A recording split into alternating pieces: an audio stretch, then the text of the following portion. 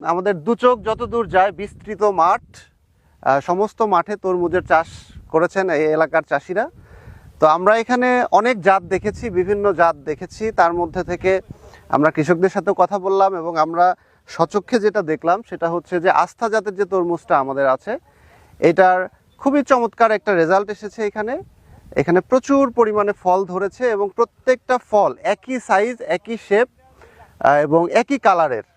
এবং বর্তমানে যে কালারটা, যে রংটা বাজারের ক্রেতারা, ভোক্তারা যেটা পছন্দ করছে এটা সেই কালার আস্থা।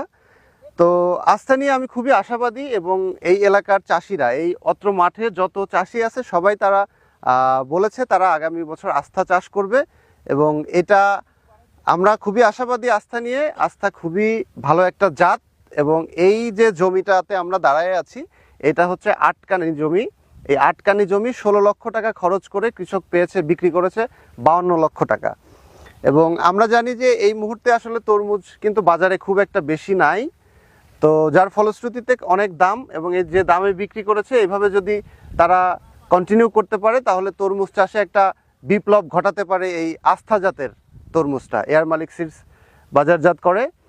তো সবাইকে ধন্যবাদ এবং আহ্বান জানাচ্ছি এয়ার মালিক সিডের আস্থা তরমুজ চাষ করার জন্য। ধন্যবাদ।